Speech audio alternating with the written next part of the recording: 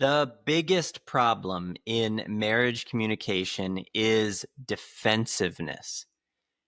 You cannot communicate well when you're feeling defensive. So, how do you overcome feelings of defensiveness in the middle of conflict? Let's talk about it. Welcome to the Christian Marriage Podcast, the only podcast on the entire internet about Christian marriage that I host. I'm Nick, and on this episode, we are going inside marriage. In this series, I break down interactions between me and my wife and let you know how I navigated them either well or poorly. And remember that in this story, I'm going to be sharing it from my perspective and not from Sandy's perspective at all. That's because that whenever you are in conflict, the only thing you have to work with is your perspective and your ability to communicate. So I'm going to give this story to you as I experienced it so that you can get some ideas of how you can manage yourself and your communication in your marriage interactions. But I want to be clear that the goal is never to vilify my wife or myself in any way. And I recognize that she has her own perspective, which is equally valid. I'm just telling you this story from my perspective. The point is to educate and encourage you and maybe even have some fun along the way. So here's the story. One morning, Sandy and I had planned out our day. And Sandy thought that we needed to buy a certain tool for a job that we wanted to do. And I was like, whatever, I don't have a better plan, so fine. Now, for the rest of the morning, the toddlers were doing, toddler things, not doing what they were told, asking why right after we told them why, then calmly explaining why our plan was not a good plan at all. Now, look, this is nobody's favorite thing. I mean, nobody is like, whenever they're thinking about having kids, is like, what I'm really looking forward to about having kids is being questioned and then ignored. I mean, that's basically the exact situation why I did not become a doctor. In my professional medical opinion, which you have paid hard-earned money in order to be able to receive, you should lose weight. But I don't wanna. No, thank you, right? But being questioned and ignored makes Sandy's blood boil. And that's what we were dealing with basically all morning. Now, after Sandy and I had decided to buy the tool we needed, I then remembered that we had a tool that would probably do the job just as well. So we didn't really need to buy the other tool. But Sandy now seemed tangibly angry at being questioned and told no by the toddlers. So I knew that if I brought up the fact that this plan that she thought was a good idea, now I did not think it was a good idea. Let's just say I was not looking forward to that conversation. So I did what any self-respecting marriage coach would do. I avoided the conversation completely. I mean, I went to the other side of the house and tried not to make eye contact. But eventually, she wandered into my area. Now, like I said, I was afraid of this conversation. And in my fear, instead of talking to her straight up and saying something like, hey, I was thinking about that tool, and I think that we should talk about it some more. Are you up for that? Instead, what I did whenever she walked into my area was look at her.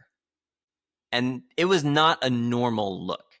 I think I probably looked like a dog who knows that she just ate all of the hamburgers that you left out on the counter to thaw. It definitely got Sandy's attention. Eye contact had been made, and there was no going back at this point. So I said, are you up for a question that might change your perspective that you shared earlier? So yes, just to be clear, I knew that she was tired of being questioned, and the best thing that I could come up with to do was to ask her a question to see if I could ask her a question. Brilliant. But in the moment, I didn't fully realize how bitterly ironic that was. And, in the moment, I thought it was a decent question. Well, to literally nobody's surprise, except for Sandy's husband, she immediately got offended. She proceeded to say things that included calling me rude and judgmental and just generally letting me know that she didn't appreciate the question. Now, at that point, it would have been very easy to get defensive or offended or shut down and just be like, you know what? Forget it. We can just buy the tool. But I knew that I couldn't do any of that because I love her and because I hate buying things that we don't need. So I did 3 things that I really think helped us avoid a big fight. First, I emptied myself of defensiveness. Secondly, I tried to connect with her concerns. I said something like, I know the boys have been questioning you a lot this morning, and that is super frustrating. I get that. Third, I tried to let her know my intention. I said, I was not meaning to be rude. I really was just thinking about this tool, wanted to talk to you about it, and I wanted to ask if you were up for that right now. After that, she wasn't thrilled about it, I'll tell you that. But she did agree to have the conversation. And we talked about the tool and the alternative tool, and we could probably make it work. And at the end of it, she said, fine, whatever. So I'm sure that we didn't really resolve her feelings, right?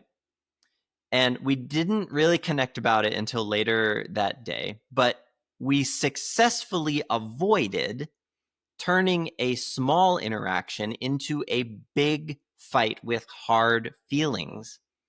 So I want to talk a little bit more about how to empty yourself of defensiveness. I think that was the most important part of this whole thing. If you are defensive or offended, you simply will not communicate well. For example, the look that I gave Sandy originally, the dog that ate the hamburger look, I already was feeling defensive. And I communicated my defensiveness and probably my judgment in the look that I gave her. And she picked up on that. What I was able to do after that was empty out the defensive feelings that I was feeling and communicate a lot more effectively. So how do you empty yourself of defensiveness? First of all, it takes practice. So don't get frustrated if it's hard or if you can't do it right away. Just keep working at it. Secondly, what I do is I control the tension in my body. When you are in conflict, you have to actively relax your body. I've heard people give the advice that when you're in conflict, lie on the floor and relax. I think that's good advice. This does 2 things. It actually allows you to think and communicate more clearly. But secondly, since 80% of communication is nonverbal, assuming a relaxed posture and a relaxed, peaceful tone can drain a lot of the tension out of a room just in and of itself. The third thing that I do whenever I'm feeling defensive is to focus on Sandy's experience instead of my own. When she is talking, even if she is super emotional and attacking, I try to listen for her experience. So in the above conversation, the general experience that came out of my question was that she felt it was rude and she did not appreciate it. I have trained myself over years to listen for her experience and connect with it. And that is a skill which you can start learning right now. Look, I know that this is not easy and that it takes practice, but overcoming your defensive feelings is something that you can do. Communication is a skill that you can learn through education and practice, which is part of the reason that I put together my guide called The 7 Deadly Sins of Marriage Communication. And I want you to have it. In the guide, I go over 7 of the most common mistakes that couples make in conflict and help you identify some of the solutions that you can do, most of which are pretty simple and you can start doing right away. What that is going to help you do is, just like this story today, it takes interactions which could have become big fights and it brings the level down. It helps you just get through negative interactions so that your marriage can be full of peace instead of tension.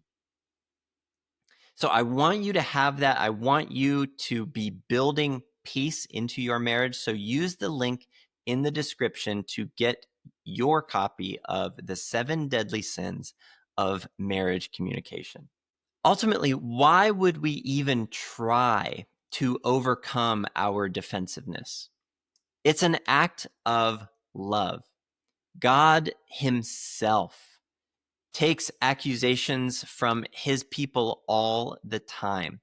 We are the ones often who are offended, and God overcomes whatever accusations we throw at Him in order to love us. He takes on all of the offense of a situation, pays for it in the cross, and gives us love and presence and forgiveness and gentleness.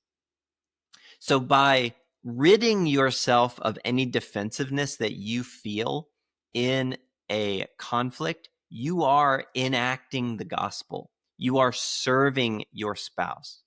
And that is the best way that I can think of to build a life-giving marriage for you and your spouse. And I really hope you will.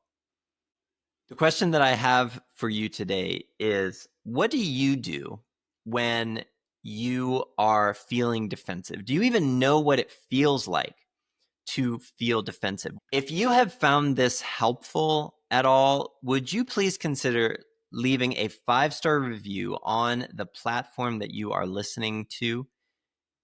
And that would really help me out as I try to help other couples live a life-giving marriage. So thank you so much. We'll see you next time.